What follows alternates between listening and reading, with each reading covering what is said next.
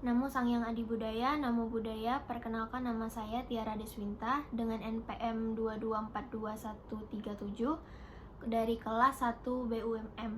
Hari ini saya akan menyampaikan rangkuman dari video yang dibawakan oleh Biku Utamo dan Bapak Cornelis Wower. Yang pertama itu dari Bapak Cornelis Wower, dikatakan bahwa karma itu berasal dari kata kar yang berarti perbuatan yang berasal dari bahasa Sanskerta. Di dalam agama Buddha, suatu perbuatan yang menimbulkan karma tidak hanya melalui aksi atau perbuatan saja, melainkan harus disertai niat dan kehendak pelakunya.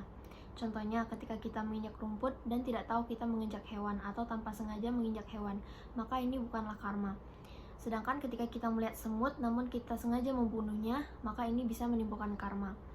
Karma juga berhubungan dengan pikiran. Karma selalu ada di sisi kita. Contohnya ketika kita baca parita, pikiran kita bisa kemana-mana. Karma itu ada yang berat dan ringan. Jenis-jenis karma yang pertama, karma paling berat adalah garuka kama. Contohnya dia membunuh ibu atau ayahnya sendiri. Dan perbuatan ini membuka jalan sebagai pelakunya untuk masuk ke wihara awici. Yang kedua, karma kebiasaan atau acina kama. Yang ketiga, karma buruk menjelang kematian. Dan yang terakhir, karma mengambil barang milik orang lain. Selanjutnya, waktu karma matang ada yang berbuah di kehidupan sekarang. Jika tidak, karma akan berbuah di kehidupan yang akan datang. Tapi ada juga karma yang tidak berbuah karena diduga pelaku telah melepaskan proses tumimba lahir dan sudah terbebas dari karma. Fungsi karma adalah ketika kita mempunyai karma yang baik, buruk memperlemah dan memperkuat.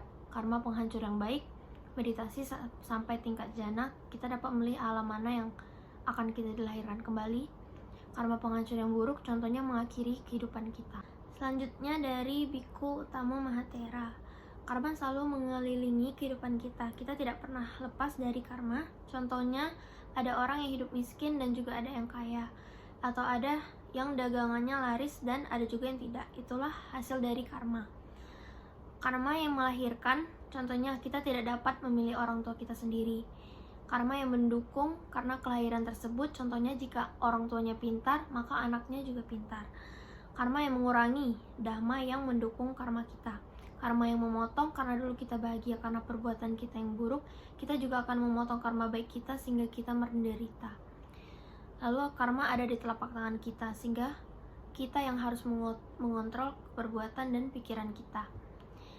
Selanjutnya kaitan dengan hukum karma dan kelahiran kembali. Materi yang disampaikan oleh kedua narasumber ini dengan materi hukum karma dan kelahiran kembali, keduanya sama-sama memiliki poin yang penting di dalamnya. Mulai dari jenis karma itu sendiri, cara penyaluran terjadinya karma itu sendiri berdasarkan jangka waktu karma itu terjadi. Contohnya karma yang berbuah di kehidupan itu maupun di kehidupan selanjutnya. Sekian dari saya. Maaf bila ada salah kata-kata. Namo Sang Hyang Adi Budaya, Namo Buddhaya.